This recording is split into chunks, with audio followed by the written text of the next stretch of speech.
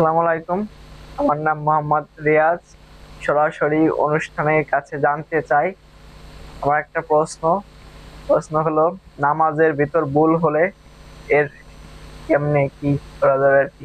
নামাজ যদি ভুল হয়ে যায় তাহলে ভুলের জন্য সাহু সেজদায় দেওয়ার নিয়ম রয়েছে। হাদিসে বলা হয়েছে, রাসূল করিম সাল্লাল্লাহু আলাইহি ওয়াসাল্লাম কিন্তু এরকম ভুলের মাধ্যমে মানুষকে শিক্ষা দিয়েছেন। জি, রাসূল সাল্লাল্লাহু আলাইহি একদিন সালাত আদায় করছিলেন, এমন সময় তিনি 3 রাকাত না 4 রাকাত, 4 রাকাত না 3 রাকাত এরকম একটা সন্ধিহানের মধ্যে পড়ে গিয়েছিলেন।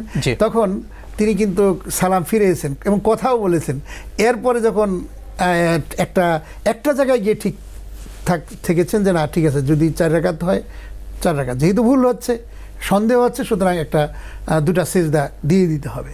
এই জন্য দুটো সেজদা দেওয়ার নিয়ম রয়েছে। এর অতিরিক্ত আমরা যে নিয়মে সাহু সেজদা দিই, আত্তাহিয়াতু পড়ে সালাম ফিরিয়ে এরপরে আবার দুটো সেজদা দিয়ে এরপরে আবার পূর্ণ তাশাহুদ এবং আত্তাহিয়াতু তাশাহুদ দোয়া মাসুরা এগুলো পড়ে এরপরে দুটো সিজদা দেওয়া, এটাও হাদিসে রয়েছে।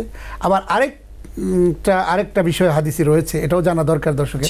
যেমন সালাম না ফিরিয়ে সরাসরি আপনার আত্তাহিয়াতু তাশাহুদ এবং দোয়া মাসুরা পড়ে আবার দুটো সিজদা দিয়ে এরপরে সালাম ফিরিয়ে এটাও করা যেতে পারে, এভাবেও করা যায়। অধিকাংশ আমাদের হানাফি মাযহাব অনুযায়ী তারা এই আমরা চলমান যে পদ্ধতি এই পদ্ধতি অনুযায়ী করা যেতে পারে এবং ওটাও করা যেতে পারে।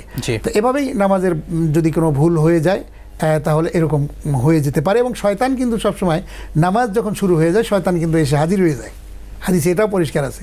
এবং শয়তান এসে নামাজের মধ্যে ভুল ত্রুটি করার সে একটা ওয়াসওয়াসা দিতে থাকে।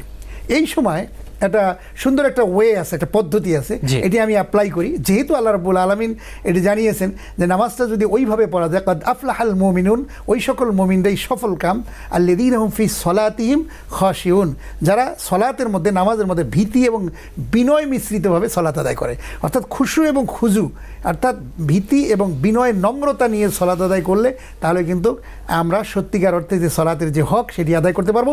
এবং এইরকম সালাত যদি কেউ আদায় করতে পারে তাহলে ইন্না সলাত তানহা আনিল ফাহশাই ওয়াল মুনকার, নিশ্চিত ওই সালাতই মানুষদেরকে জঘন্য খারাপ কাজ থেকে ফিরিয়ে রাখবে। অনেকে বলতেছেন যে না, সলাত আদায় করতেছি, এত নামাজ পড়তেছি, তো পুরো গান শুনি, বাজনা শুনি, অশ্লীল জায়গায় যাই, আমার গোনা হয়ে যাচ্ছে, গোনা করেই ফেলতেছি, তাহলে কই সলাৎ তো আমাদেরকে ফিরাতে পারে না। এটা নিঃসন্দেহে সলাতের মতো সলাৎ যদি কেউ আদায় করে তাহলে অবশ্যই সলাৎ মানুষকে ফিরিয়ে রাখবে। একটু টেকনিক আছে, আমি যে টেকনিকটা শিখাতে চাচ্ছি আজকে, আমার মনে হয় এই টেকনিকটা আমি অ্যাপ্লাই করি। এটা যদি মনের মধ্যে ঘোরে তাহলে কিন্তু আপনার সলাৎ ভুল হইতে পারে এবং শয়তানও আসতে পারবে না, আপনি ঠিক মতো আপনি সলাৎটা আদায় করতে পারবেন। সবসময় খেয়াল করতে হবে খুশু আর খুজু, এই শব্দ দুইটা মনে রাখতে হবে।